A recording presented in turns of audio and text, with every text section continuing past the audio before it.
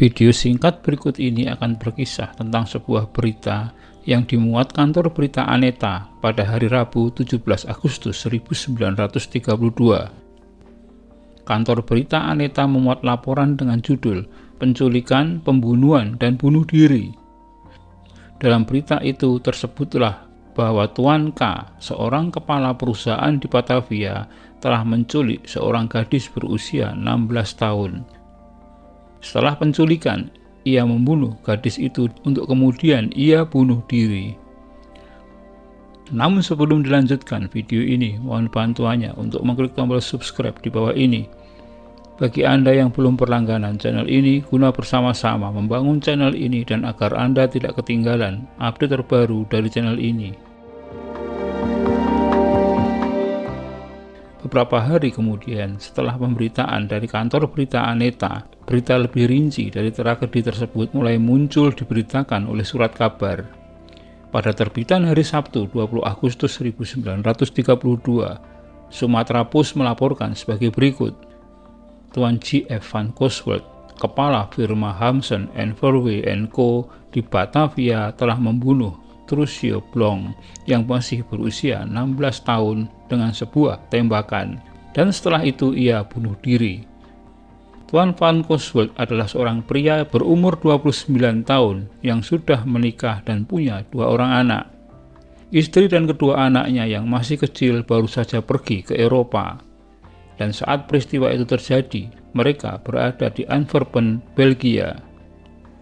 Tuan van Coswelt juga dikenal sebagai anggota klub korfbal BVC di Batavia, sebuah klub bola keranjang orang Eropa yang sangat terpandang di Batavia.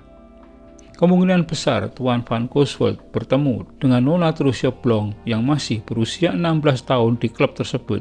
Bisa jadi itu adalah cinta pada pandangan pertama di antara keduanya. Saat istri dan anak-anaknya pergi ke Eropa, van Coswelt berkunjung ke rumah Trucio untuk mengutarakan keinginannya menikahi gadis itu.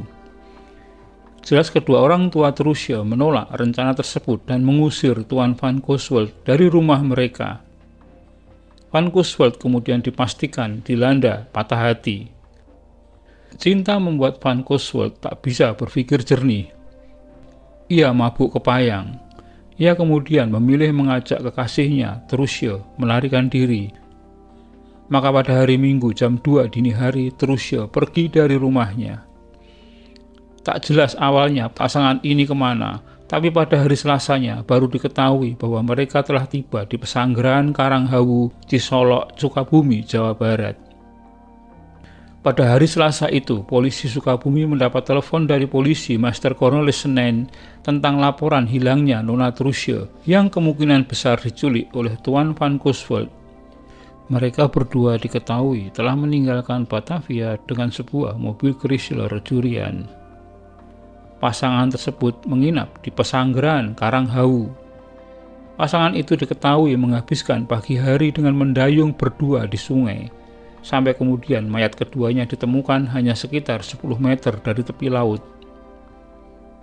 Polisi kemudian menemukan 2 surat, satu dari mantel van Coswelt dan satunya lagi di kamar mereka. Satu surat ditulis Nona Trucio yang isinya meminta orang tuanya untuk tidak melapor ke polisi atas apapun yang terjadi. Sementara satunya lagi surat dari van Coswelt yang menjelaskan mengapa ia nekat melakukan hal tragis itu. Tentu saja alasan utamanya adalah tidak diizinkannya mereka menikah. Penyebab kematian mereka adalah tembakan pistol. Van Coswelt diperkirakan menembak kepala gadis itu untuk kemudian ia menembak kepalanya sendiri. Beberapa orang warga setempat sempat mendengar suara tembakan di sungai, tapi tak dihiraukan karena dianggap tembakan senjata berburu. Sampai kemudian penduduk menemukan mayat mereka. Perdana Sukabumi segera memberitahu pemerintah kolonial Belanda tentang penemuan mayat itu. Beberapa pejabat pemerintah Eropa segera tiba dari Sukabumi yang disertai seorang dokter.